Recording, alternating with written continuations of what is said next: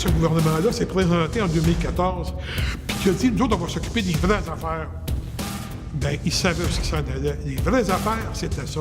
Comment ouvrir nos marchés? Comment faire en sorte d'ouvrir nos marchés, nos services publics? Jacques Benoît a été organisateur communautaire pendant 17 ans à la clinique de Pointe-Saint-Charles, l'ancêtre des CLSC. Puis conseiller à la vie politique à la Fédération autonome de l'enseignement pendant 2 ans, avant de prendre en 2011 la coordination de la coalition Solidarité Santé, un regroupement provincial composé de 34 organisations syndicales, communautaires et religieuses, tant nationales que régionales. Le ministre Barrette est plus que complice de tout cela. Il en est le chef d'orchestre. Depuis sa fondation, en 1991, la coalition œuvre sur de nombreux fronts pour défendre le droit à la santé de l'ensemble de la population québécoise. Depuis 2 ans, Jacques Benoît donne une série de conférences à travers la province. C'est la deuxième fois que je t'entends, Jacques, expliquer tout ça, là, puis à chaque fois, je me dis, comment on va y arriver à convaincre les non-convaincus? Bienvenue à Gmob, ici Michel Jeté.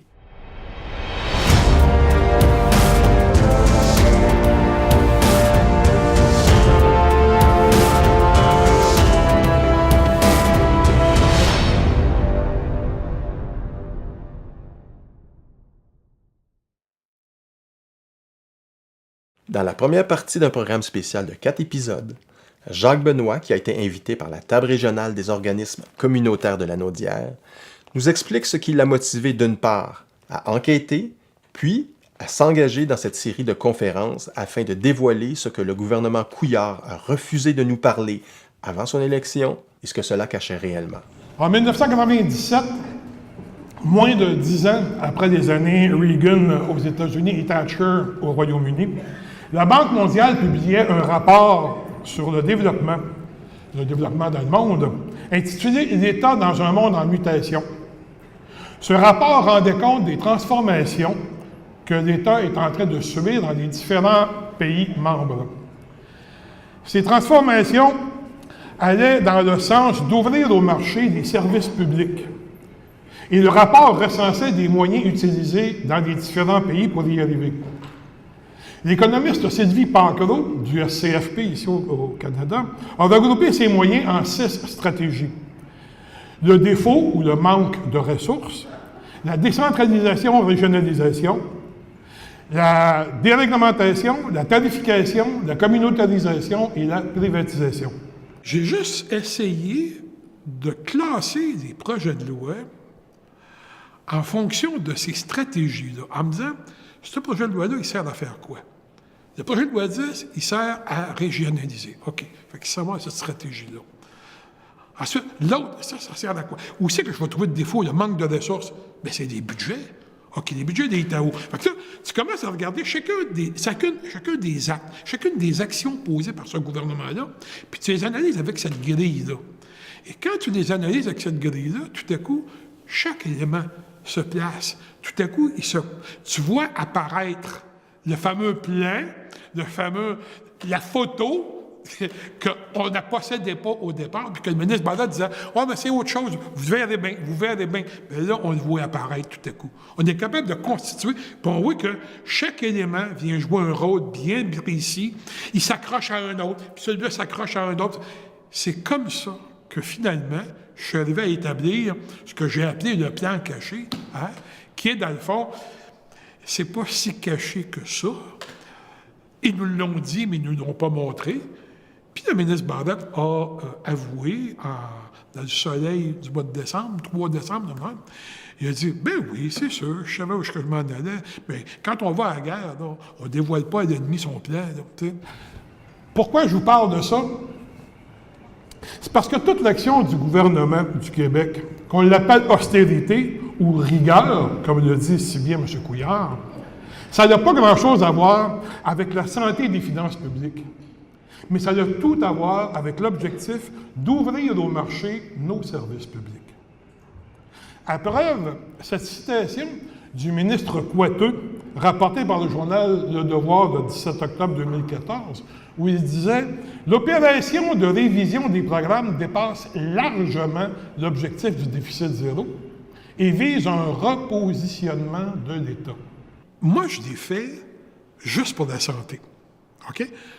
Mais on pourrait prendre l'ensemble là, de l'action de ce gouvernement-là, depuis son élection, puis on pourrait faire la même chose pour toute sa façon, toutes les lois qui ont été votées pour d'autres choses, pour d'autres domaines, tu pourrais toutes les relier d'une façon ou d'une autre à une des stratégies qui est là.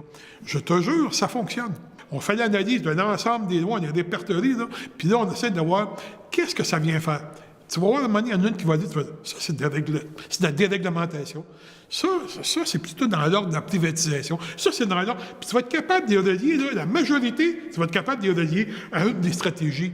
Tu vas t'apercevoir que quand ce gouvernement-là s'est présenté en 2014, puis qu'il a dit, nous autres, on va s'occuper des vraies affaires, bien, il savait ce qui s'en allait. Les vraies affaires, c'était ça. Comment ouvrir nos marchés? Comment faire en sorte d'ouvrir au marché nos services publics? Donc, c'est comme s'il nous disait, j'ai un casse-tête, moi j'ai la photo complète, vous autres, vous allez avoir des morceaux quand ça va me tenter, puis vous allez les avoir un à la fois. Donc, il fallait qu'on ait une idée de c'est quoi le portrait? Qu'est-ce qui est caché en arrière de ça? Tu sais, ce qu'on n'est pas capable de voir. Ce dernier problème, là, l'augmentation de la privatisation, c'est le pire des résultats qu'on avait vu se développer avec les fusions de 2004.